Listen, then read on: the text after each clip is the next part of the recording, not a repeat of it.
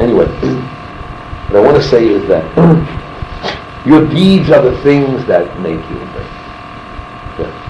I ask you something wrong. Why does the Torah give us that example if we're not allowed to make that relationship? If they come to you, and you come to them, and they beg you, and they cry, and you're all out, have no children, have nothing, they want to be part of your Torah. What's the story of Hillel? Hillel was very poor. And then when he came, Hillel, his brother came to listen. Let's do Yisach and Zulman. He said, no way. And then when I was poor, now I need it. That's Hillel. Hillel is up.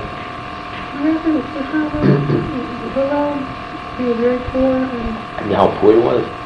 It was winter and he was listening, he didn't have the penny to get into the shop, and he cut wood and every part of the wood he took for himself, and a little piece he had just to hear the Torah, and so. I don't think the people gave him money either. So what happened in the end? He was happy with God's ways, and he was a poor man.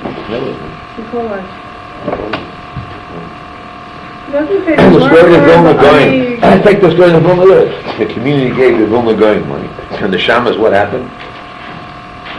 Stole. And what did his kids do? He used to beg other people's houses to get food. When I went to Vilna, I tried to find out where did the Vilna going stay. I went to see his house. And they tried to fix it up now. They tried to give a peek. I mean, where he looked, I understood why he closed his windows. The opposite was a church. Big old church there. Here's that church. That old a lot that they got out. I don't know if it really is, but that's what they claim, according to the people in Vilna who want to make money from historical people who are coming in, the tourists to see. I spent a lot of time trying to find out that. They're renovating it. I came in and just started to like creep in there, find nothing there. I mean, there's an old shack there. Now they're fixing it up. What the Newman guy should have been living in. But you were a poor man. There's nothing there. Nothing. Because what was the svar of the shaman? The guy needs nothing. I need. When you said that you succeed in this world and both worlds, so you're not necessarily talking about material goods in this world, but your feeling. Everything. So how does that I tell the story over and I'll repeat it again. I was sitting in the base medrash Friday afternoon. Senior learner, always learns on Friday. My Shambik pulls me over, gives me a pinch. His mashkiach, the Shiur base medrash, always empty.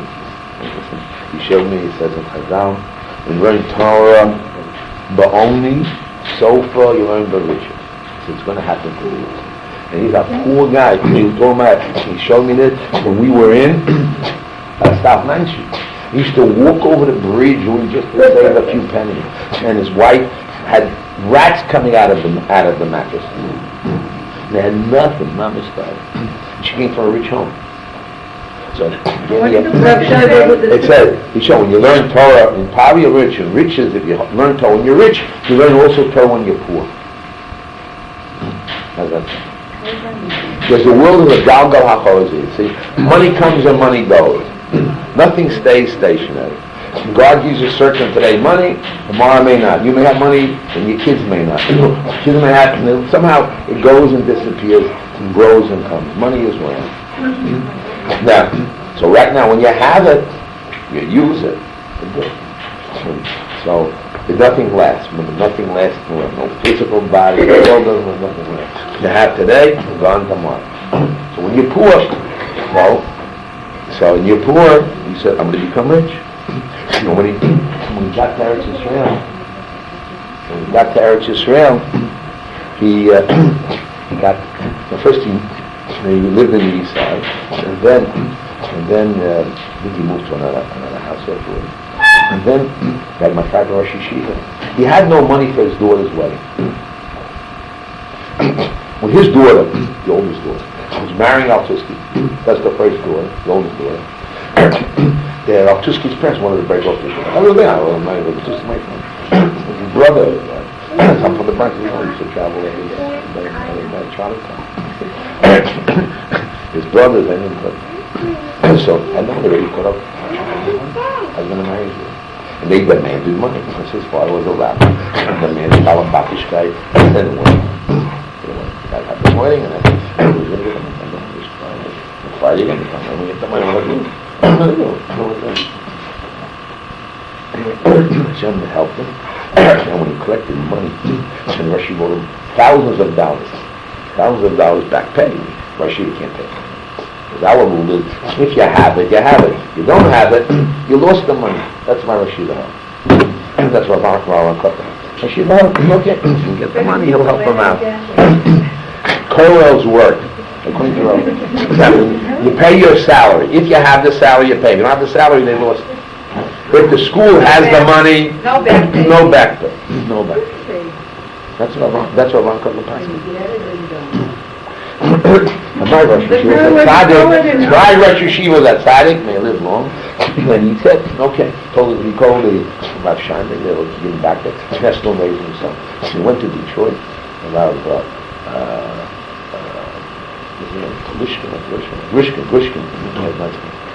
Gushkin helped raise the money. He raised the money. He had money. He came back. He said, see, Mordechai. He's in his floors. He didn't know where he was going to get the money. He married his daughter. After the first daughter was married, and then the one married Alpa, the other one he married, all his daughters married. Maybe it's Jonathan. All his daughters married. Most big rabbis, with the children turning out, his children. Because Torah doesn't come from inheritance. The child has free choice to learn. You put him in the environment, and you'll teach him, and you'll tickle his toes, and you give him hugs and kisses. But at the end, the kid has to what? One and find out. So the trick is how to get him one time. You bring a person to water, that's the reality. They'll do it. No, what we do is different. We bribe our kids. If you learn Torah, I'll give you a car, a house, you get all these nice things. So why not learn Torah? Right? But is he learning Torah to Mesilas Nefesh? Is he learning Torah to Shmuel? No way. They're just involved with the Torah environment. So those years ago they had the environment of secular, and the environment of Torah. What are they learning Lishma? Lishma has certain qualities. There's a test, learning Torah. What if we bribe them? Look, most of the Kollels today, since the parents don't learn Torah, what do the Reform world do for them? They see that their kids learn. They send them to the best Yeshiva, to be beginning and learn this. And they spend all their money. And the kids, they learn, it's no big deal. Now, what does the father get? Well, I guess he saves the kid from being in the streets, or pay all the money the kid should be in the street. Religious people will bribe them to everything in the world to make sure his kids have better environment, houses, new place, society. But the problem is a different problem. Does the kid have a love and give him everything to Torah and everything? That's it. That's it. 1,000 go in, they don't come in. 1,000 of these kids are learning day and night. And all the yeshivas, one comes out. The odds are very high. Maybe today's world, I always say this is Mashiach. With new methods, we increase the money. Because they're offering these kids, you cannot believe what they're offering. CDs and you can't imagine money. Did you know that? They have these Muslim clubs, and they're being fined money by art school and different places, and really gigantic prizes, cameras and things, all these things. Now, is that that's like even dangerous? That's for English. But that we do to train the kids. Therefore we say children are supposed to learn till the age of. You train until 15, basically you can see how they're learning on their own. Not, you got to make sure they learn properly. Let me explain. And now, the kid has to on his own decide that instead of getting the bags of candy, so then instead of the bags of parents, he has social benefits. But they brought, you get this, you get pride, you're in society, you're loved, you're fighting your friends, you get rewarded, you become a rabbi, a Rabbi, or a Shiur, anything you want to do. But down deep, we learn Musa. You have to check. Are you Avram or you Bilam? Bilam also, we can get involved. Bilam also was a man of God. Talked about God and the greatness. He was even smarter. And then supposed to Moshe Rabbeinu knew the exact time when Kasa Hashem will be more than Moshe Rabbeinu. And yet, when he said, "What do you mean? I obviously Yaakov gave seven. I'll also give. What's it mean in them? So what's the basis? What is it? You see what's nothing. You really love it then? Oh, why not? Good. Want to marry a religious boy? Well, he's a multi-millionaire. And he has me 6 maids. Of course, I have more children. Why not? I have a maid, and I have a house, and I have this girl. Sure, if I had the maid and a house, what?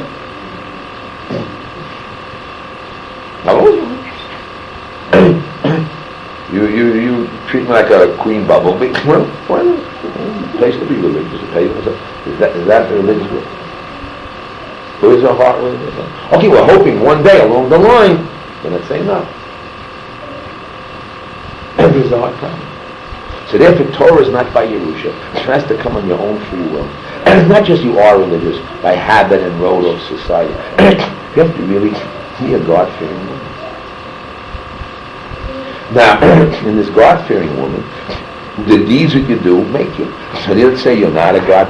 Can you do all these deeds? So eventually you stop learning Musa, you stop doing what's happening. So there will be a point that you'll get serious to religion, and you'll turn and say, yeah, better shape up. And then change your ways. And be really an Ashes. Because sometimes God knocks on the door a lot of times. At a certain point that the story goes, when he wants, you don't want. When you want, he says to him, I got a letter. Never forget me. You rest in peace. The guy that died of AIDS. Well, don't say it now. Why not? It all shows a good thing. His soul should rest in peace. I forgot his name. From Montreal. A boy. As he writes to me a letter, I always talk with Rabbi, I'm dying of AIDS. Left Yeshiva $5,000. And it's all his money. And he wanted to go back to his parents so he can make money. So he said, listen, now I see the Torah is right. And I couldn't control myself. I wish you would listen to your rabbi. Now I'm telling people, my friends who are involved in these things, to change their ways. I don't know what I do. But now it's too late. That's his word. When God wanted, I want. Now that I want, then too late. Too straight, right? That's all right. Remember the guy? Yeah.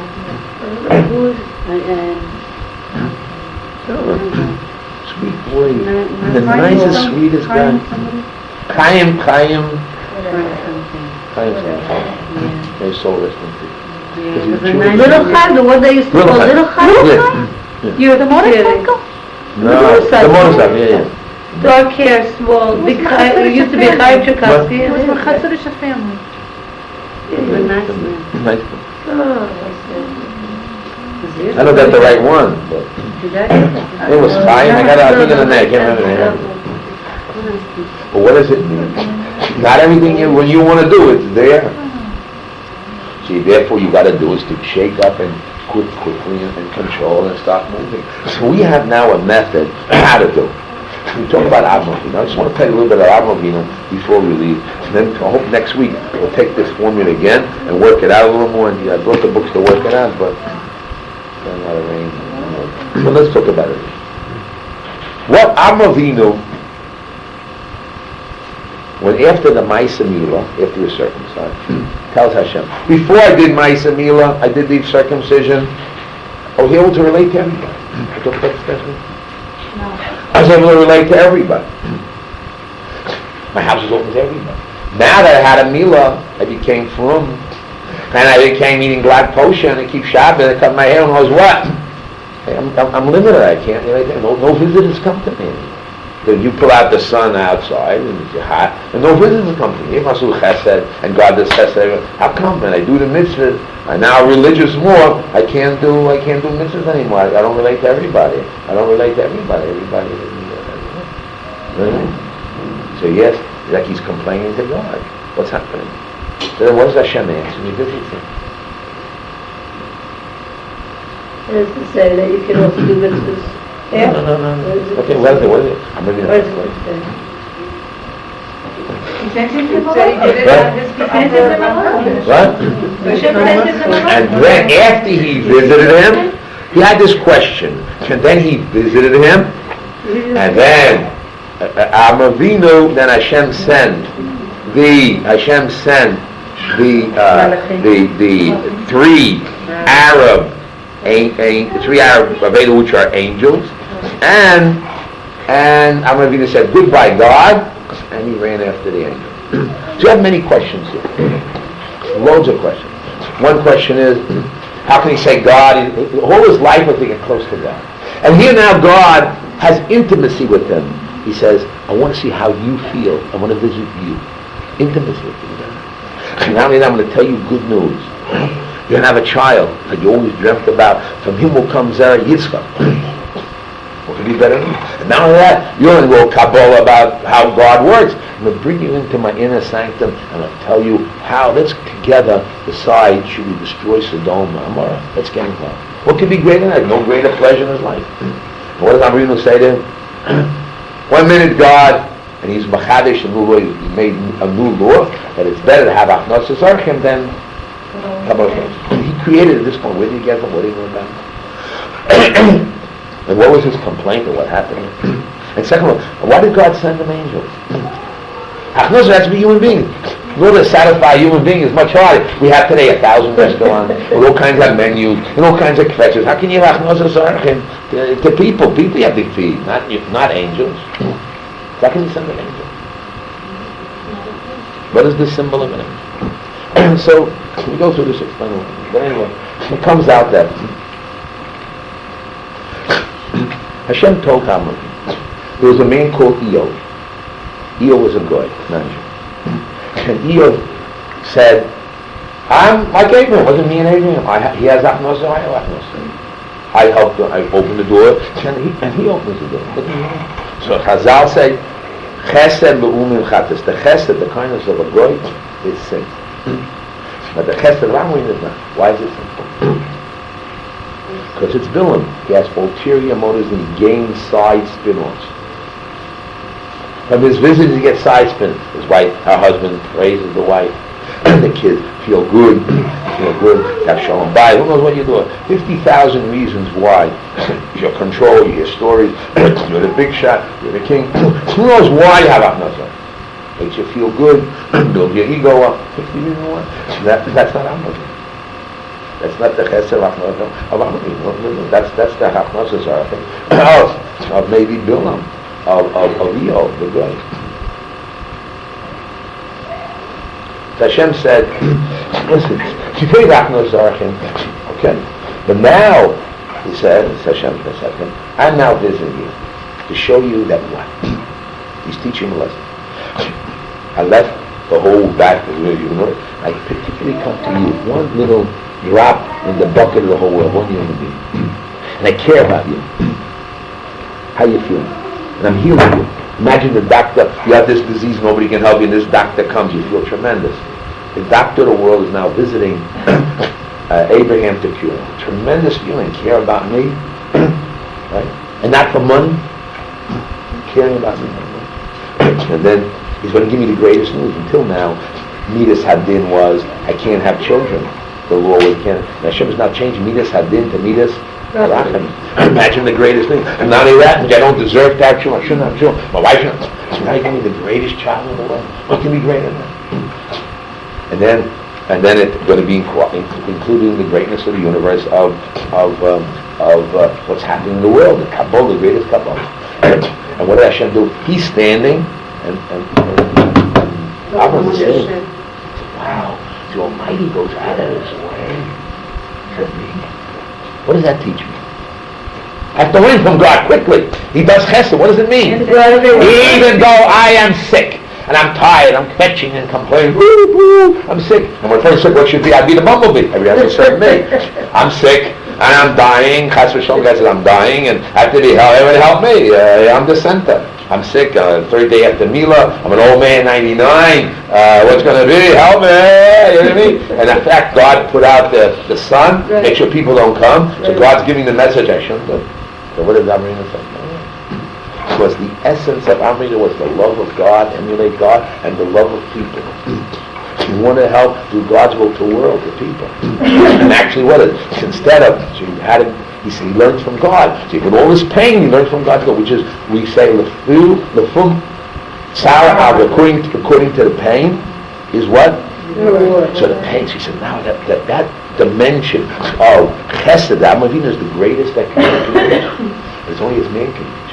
Even how much Abraham had, he's still a human being. He also, his chesed was built upon what? Kinna. He saw Noah, what? He was saved because he took care of the animals. So I mean, I'll help human beings and I'll get more than spiritually than Noah. So he did it with a little kinna. Who knows? It's good kinna. That's a little kinna. So therefore Hashem said, listen, since man, when he does something, he can't do it alone. He always needs the help of God. So therefore, even though Amri was the greatest the most that a human being can do, I'm going to help him. To a degree that these angels, who know what pure chesed is from the heavens, because God gives them pure chesed, right? So when the malachim got the chesed of Amrina, which is less than God, God made it equal to him, which shows he's so pure that he made it equal as if God was giving the chesed, and therefore the malachim felt what? 100% chesed. That shows that the spirituality,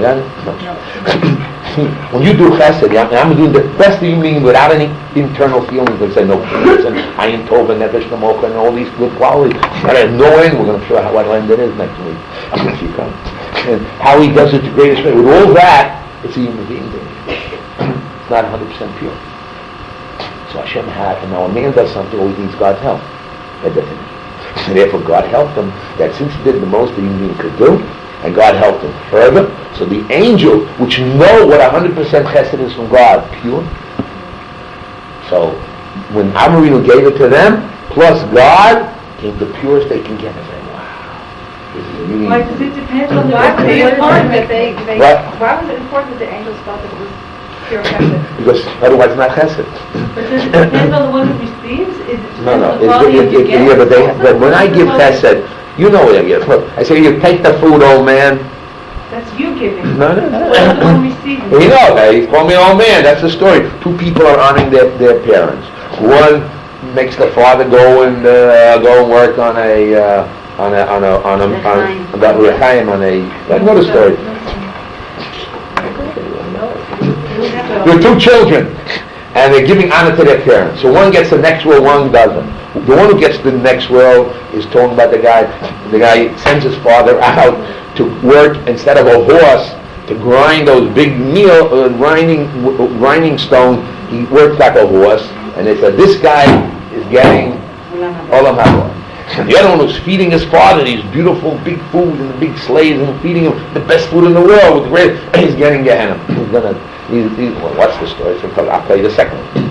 Really, the father was supposed to go into the army and be into the army. And the son's job was what? Instead of the horse, he was a poor boy. He would grind the meals. He says, Father, you take my place, I'll take your place.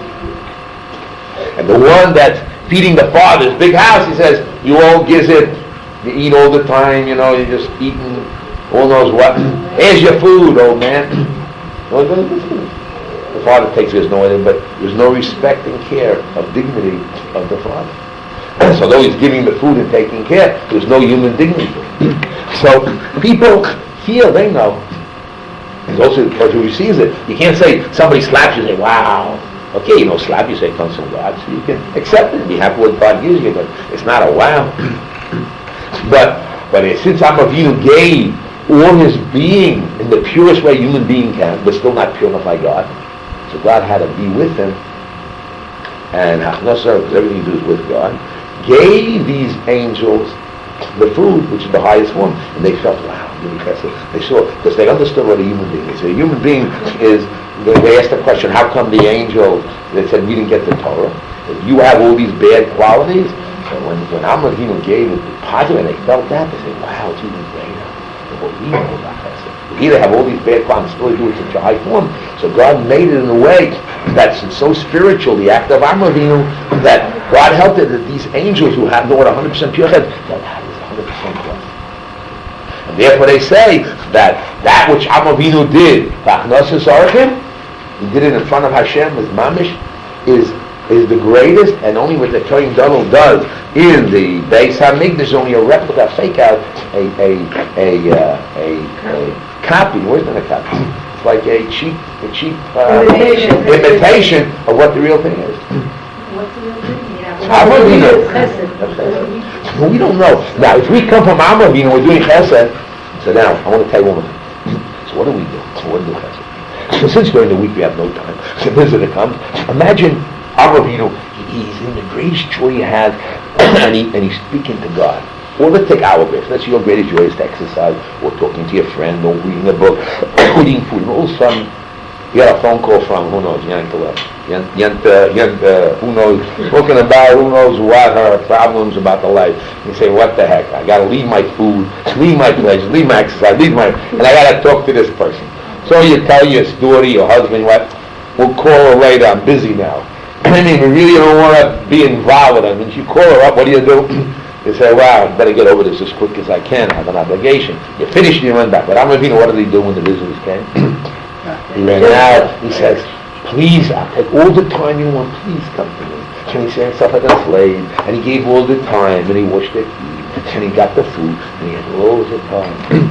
On the cheshbon of the spirituality. Because by us, spiritual, I want you to hear this 1 second. Hello. Now listen, the spirituality is so great, it has to translate in reality of practice. Because Jewish people take the physical and elevate to the spiritual. That's really the religion. So the learning has to come to what? Practical. To the Jewish people, religion is achnas hasarka.